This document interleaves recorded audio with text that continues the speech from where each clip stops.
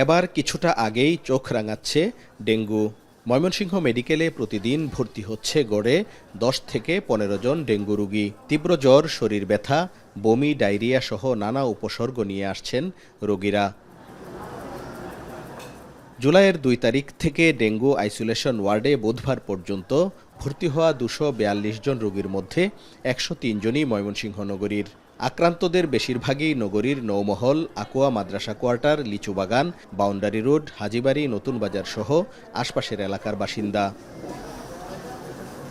নগরীর আকুয়া মাদ্রাসা কোয়ার্টার এলাকায় এডিস মশার কামড়ে ডেঙ্গু আক্রান্ত হন বাংলাদেশ কৃষি বিশ্ববিদ্যালয়ের শিক্ষার্থী আব্দুল আউয়াল শেখ। তীব্র জ্বর, মাথা ব্যথা সহ নানা উপসর্গ নিয়ে বুধবার ভর্তি হন ময়মনসিংহ মেডিকেলে। দ্রুত কমছে রক্তের প্লাটিলেট। ভর্তির পর থেকে স্যালাইন দেয়া হচ্ছে তাকে। একই অবস্থা অন্য রোগীদেরও। দাওয়াত খেতে গেছিলাম আকুয়া মাদ্রাসা কোয়ার্টার, মসজিদের নালার সামনের বাসায়। তো ধারণা করছি যে ওইখানে মশা কামড় দিছে। মাদ্রাসা প্রতিকে আপনার ডেঙ্গু সংখ্যা বেশি, ওদিকে মানুষজন বেশি আক্রান্ত হয়, সেই সময় আমি আক্রান্ত হয়েছি। নোভা এলইডি টিভি, ঝকঝকে ছবি, নিখুঁত শব্দ, 5 বছরের ওয়ারেন্টি। নোভা মানে সঠিক মান, নিশ্চিত সেবা। হাসপাতালের নির্মাণাধীন ড্রেনগুলো যেন মশার প্রজনন কেন্দ্র। মশার লার্ভায় সয়লাব স্বচ্ছ পানির এই ড্রেন। এছাড়া নগরীর আবর্জনাযুক্ত ড্রেন খালগুলোতেও মিলছে মশার লার্ভা। অপরিচ্ছন্ন বাড়ির আঙিনা, কনস্ট্রাকশন সাইটে জমে থাকা পানি ও ঝোপঝাড়েও বিস্তার বাড়ছে মশার। এতে নতুন করে ডেঙ্গুর চোখ রাঙানিতে শঙ্কিত নগরবাসী।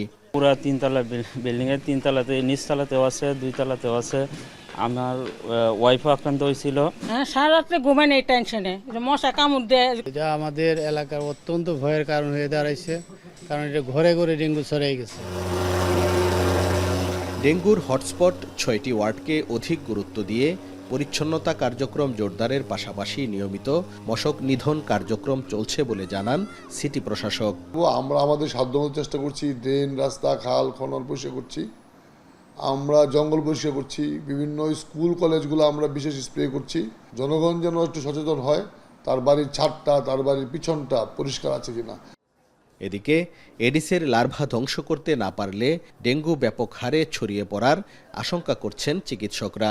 বিভাগীয় স্বাস্থ্য পরিচালক জানান, ডেঙ্গু মোকাবেলায় সব প্রস্তুতি রয়েছে তাদের।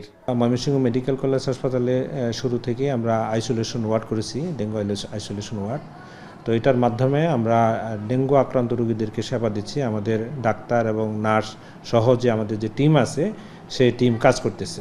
সুতরাং চিকিৎসার ক্ষেত্রে এবং ডায়াগনোসিসের ক্ষেত্রে সমস্যা না, সমস্যা হচ্ছে লোকজনদের সচেতন করা এবং ডেঙ্গুর উৎপত্তিস্থলকে ধ্বংস করে ডেঙ্গু মশা নিয়ন্ত্রণ করা। চলতি বছর ময়মনসিংহ মেডিকেলে ডেঙ্গু নিয়ে ভর্তি হয় 346 জন রোগী। হারুনুর রশিদ, এখন ময়মনসিংহ।